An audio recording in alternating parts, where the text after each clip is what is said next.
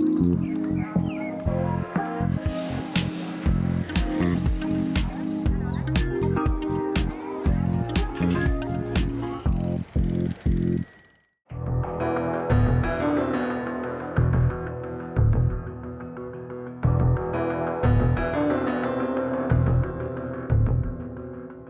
in Prague, grown up till my 21 in communist regime.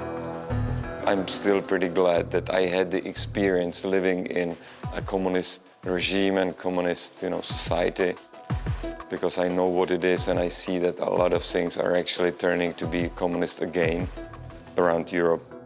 So that's the experience of my life. What else to say about me?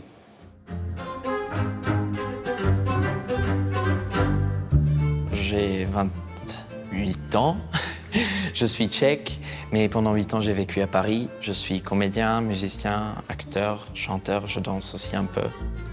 Et je m'amuse beaucoup à faire de la comédie, mais aussi de la tragédie. Prague, c'est une ville magnifique, très historique, mais très ouverte aussi. Il y a beaucoup de verdure, il y a aussi des collines où on peut monter et voir Prague dans toute sa beauté. Et j'adore cette ville. Bienvenue dans notre émission spéciale à Prague. L'occasion de vous emmener au théâtre, rencontrer le comédien Antonin Holub. Dans notre coup de cœur, nous revisiterons l'œuvre d'Alphonse Mucha, figure majeure de l'Art Nouveau, en compagnie de son arrière-petit-fils. Mais tout de suite, on retrouve l'un des sculpteurs les plus provocateurs d'Europe. David Czerny est notre invité. Prague est une ville de contraste, où les flèches gothiques, les palais baroques et les ruelles du centre historique classé au patrimoine mondial de l'UNESCO côtoient le doigt d'honneur et la tête de Kafka en acier de David Czerny. C'est dans un ancien site industriel, baptisé Musoleum, contraction des mots musée et mausolée, que le plus sulfureux des sculpteurs pragois expose une vie de scandale, de vision et de coups de poing artistiques. Ses œuvres provoquent, dérangent et nous poussent évidemment à l'interroger.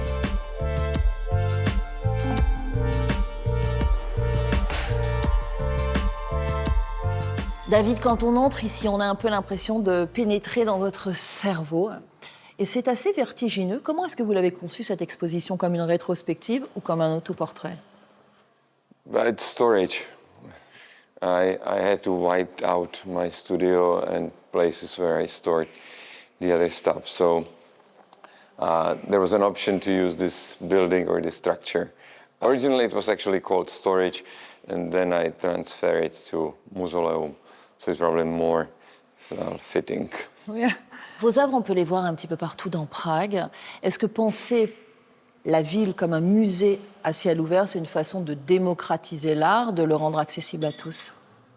Well, I'm not really a gallery artist. I prefer working on the open space. So since my childhood, I was more tend to do things which were like public spaces or open space. Somehow I don't really like enjoying so much people coming to particular institution and devoted institution for the art. So I rather exposing, random visitors to the things which are on the street. I think it's nicer, better, whatever. So that's the reason, nothing else. Vos œuvres, en tout cas, elles font presque toujours scandale. Je pense notamment à cette fontaine avec deux hommes qui urinent sur la carte de la République tchèque, ou encore à ce grand doigt d'honneur dressé devant le château de Prague. La provocation, c'est un outil ou une nécessité? I do not feel it as much as provocation. Maybe it was in that time a little bit of probably information rather than provocation. So that was information that I do not agree with something. Qu'est-ce qui est le plus important pour vous? C'est le choc visuel ou c'est l'intention? It's not about the shock, again. It's either information or aesthetic quality. And I hope that I'm connecting it both. Aesthetic and information. In some cases, that's not probably information less, but let's say in certain things there are less informations, So it might be even, it's like in abstract art. Is there any information? No, it's abstract. And in the same time, in certain pieces, there was or is more information. So the information is rather upstanding and then the other way around. Vous aimez détourner les figures fondatrices de votre pays. Est-ce que c'est une façon de questionner le récit national? That was simple, showing how the communication in this country works. It's we very often using an idiom which, like taking over somebody. It's more, or in like a slightly vulgar way, describe that we peeing over somebody. So like, if you want to take over somebody, you can say that you piss over somebody. Quels sont vos matériaux de prédilection? If I do it for the public, it has to be durable against the human idiocy. But this is the worst thing, if you exhibit anything outside, it is being ruined not by weather, but by idiots.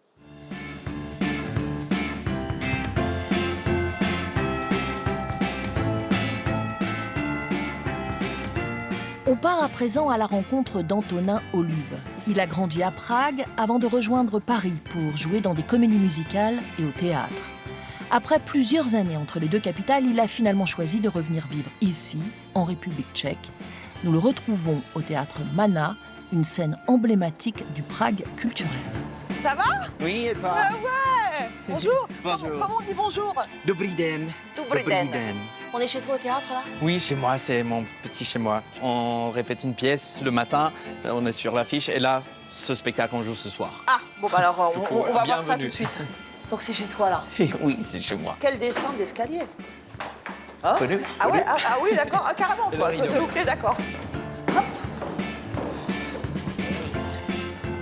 Antonin, vous avez longtemps vécu entre Paris et Prague avec une carrière qui décollait à Paris. Pourquoi avoir finalement décidé de revenir vivre ici à Prague? Prague me manquait vraiment. J'adore cette ville et aussi ma famille, mes amis ici. Et je me voyais vraiment plus vivre dans le futur ici. Et pendant 2 ans, j'ai beaucoup voyagé entre les deux pays. C'est 5 fois par mois. Et du coup, c'était vraiment épuisant. Et en plus, j'avais l'impression d'être toujours entre les deux et pas faire rien à 100%. Vous avez grandi dans une famille d'acteurs tchèques très connus. Est-ce que le théâtre au départ, c'était une évidence ou plutôt un héritage un peu lourd à porter? Pas lourd, c'est peut-être une évidence parce que c'était vraiment, j'ai grandi au théâtre, j'adorais ça depuis quand j'étais tout petit. J'allais avec mes parents au théâtre, je regardais les répétitions, comment ça se formait avec des grands metteurs en scène. Après, voilà, j'étais en loge, j'ai regardé tous les spectacles de mes parents. Du coup, j'ai adoré ça et l'atmosphère du théâtre.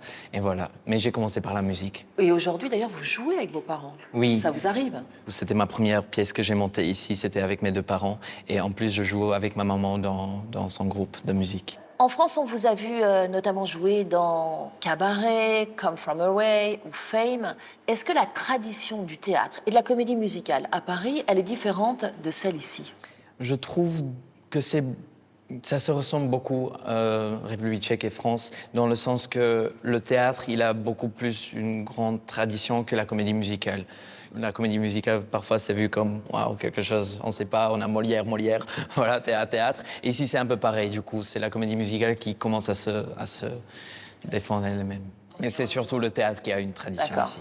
En ce moment, vous êtes à l'affiche d'une pièce qui s'intitule « Des oiseaux, des animaux et mes proches ». Dans cette pièce, on est plongé dans une famille anglaise complètement fantasque. Qu'est-ce qui vous a plu dans ce texte ? Gérard Durel, c'est un écrivain scientifique, c'est un vrai personnage, voilà. Et je joue le petit quand il raconte cette histoire. Depuis l'âge de 12 ans, il était fasciné par les animaux. Et c'était ce truc de fascination qu'on a souvent quand on est petit et on perd parfois quand on est grand. Du coup, c'est de voir ça et de regarder le monde par ces étincelles dans les yeux. Donc il a fallu convoquer votre âme d'enfant pour jouer dans cette pièce. Il fallait pas chercher trop loin. C'est bon.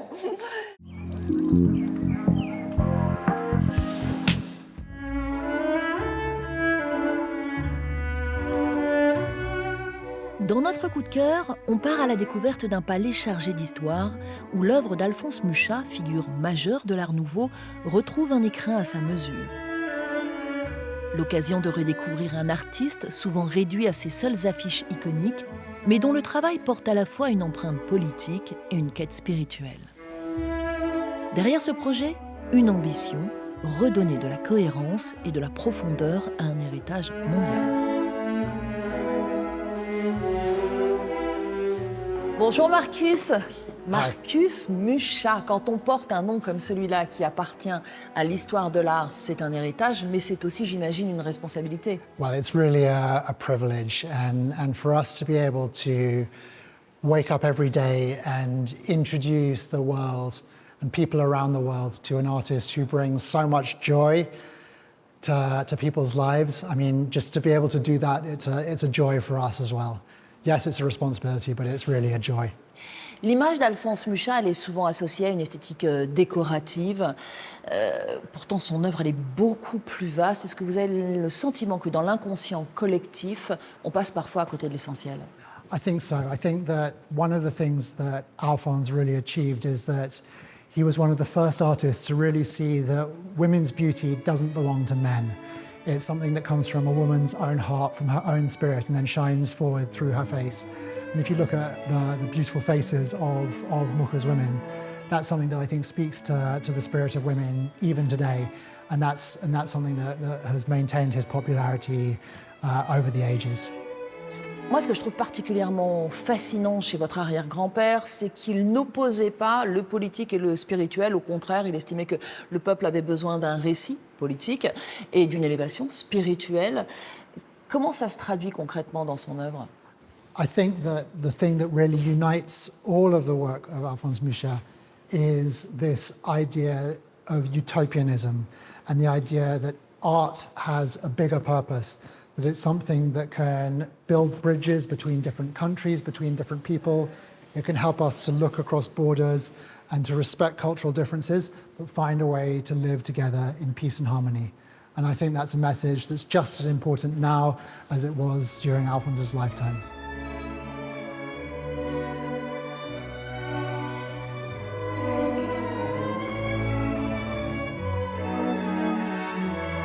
Il était très proche de Sarah Bernhardt. Il a passé beaucoup de temps à Paris.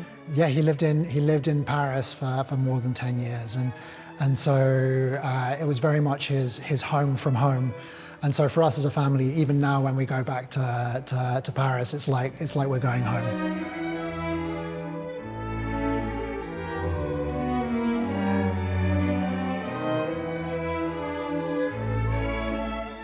Et on va se quitter dans ce magnifique palais. Je vous dis à très vite pour de nouvelles aventures du Paris des Arts.